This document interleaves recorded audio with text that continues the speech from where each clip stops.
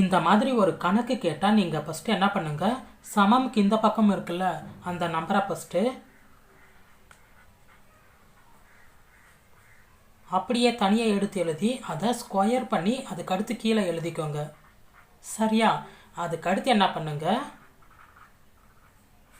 இங்கே ஸ்கொயர் பண்ண என்ன நம்பர் வந்திருக்கோ இதையும் கணக்கில் இருக்கிற இந்த நம்பரையும் தனியாக எடுத்து எழுதி கழிச்சுக்கோங்க.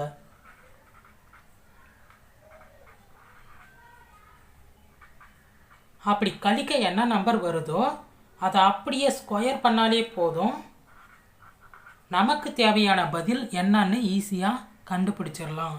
அதாவது ஸ்கொயர் ரூட்டுக்குள்ளே இருக்கிற இந்த எக்ஸோட மதிப்பு என்னன்னு ஈஸியாக கண்டுபிடிச்சிடலாம். அப்போது ஸ்கொயர் ரூட்டுக்குள்ளே இருக்கிற இந்த எக்ஸோட மதிப்பு என்ன? 225. அவ்வளோதான் ஆன்சர். எவ்வளோ ஈஸியாக கண்டுபிடிச்சாச்சு பாருங்கள். இந்த மாதிரி ஒரு கணக்கு கேட்டால் நீங்கள் ஃபஸ்ட்டு என்ன பண்ணுங்கள், கொடுக்கப்பட்டுள்ள 4 ஆப்ஷன்ஸ் இருக்குல்ல, இந்த 4 ஆப்ஷன்ஸில் இருக்கிற இந்த நம்பர்ஸை அப்படியே கொண்டு வந்து இந்த எக்ஸில் பிரதியிட்டு சுருக்கி பாருங்கள்.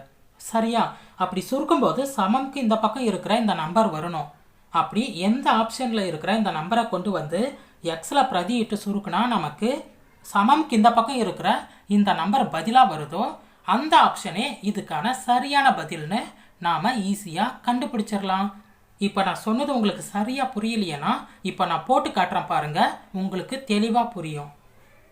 நான் உதாரணத்துக்கு ஆப்ஷன் ஏ எடுத்துக்கிறேன். சரியா? ஆப்ஷன் ஏல என்ன இருக்குது? -2 இருக்குது. சரியா? இந்த -2 இப்போ எக்ஸில் பிரதியிட்டு பதில் இது வருதான்னு பார்க்குறேன். 4 அடுக்கு -2 -2 வந்து இந்த எக்ஸில் பிரதியிட்டுக்கிறேன். கூட்டல் 4 அடுக்கு -2 கூட்டல் 5. 4 அடுக்கு இது ரெண்டுத்தையும் சுருக்குனா என்ன வருது? 0 கூட்டல் இது ரெண்டுத்தையும் சுருக்குனா 3.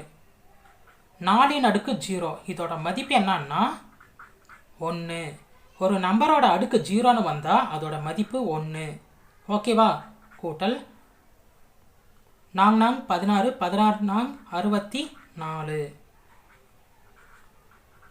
கூட்டம் என்ன வருது? 65 வருது. அதாவது சமம்க்கு இந்த பக்கம் இருக்கிற இந்த நம்பர் வந்துடுச்சு. ஓகேவா? அப்போ இதுக்கான சரியான பதில் ஆப்ஷன் ஏன்னு நாம் ஈஸியாக கண்டுபிடிச்சிடலாம். இது வந்து டெட் எக்ஸாமில் கேட்ட கொஸ்டின். இதுக்கும் நாம் அதே மாதிரி பதிலை கண்டுபிடிச்சு பார்க்கலாமா?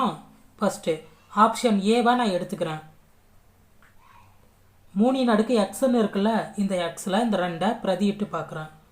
3 அடுக்கு 2 வகுத்தல் 3 அடுக்கு -3. ஓகேவா?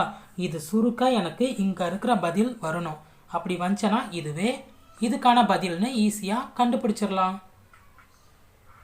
3 அடுக்கு 2 இந்த வகுத்தல் கீழே இருக்குல்ல, 3 அடுக்கு -3ன்னு இது வந்து மேலே போச்சுன்னா ப்ளஸ்ஸாக மாறிடும். இந்த -3 என்பது +3ஆக மாறிடும்.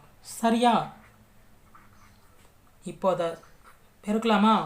3 9 3 9 9 27. இப்போ அது ரெண்டுத்தையும் பெருக்கலாமா? 9ஐயும் 27ஐயும் பெருக்க என்ன வருது? 243 வருது. சரியா? இங்கே இருக்கிற பதில் இங்கே வந்துடுச்சு. ஓகேவா?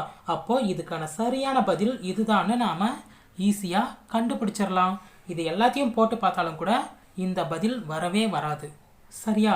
2 மட்டும்தான் இதுக்கான சரியான பதிலாக இருக்கும்.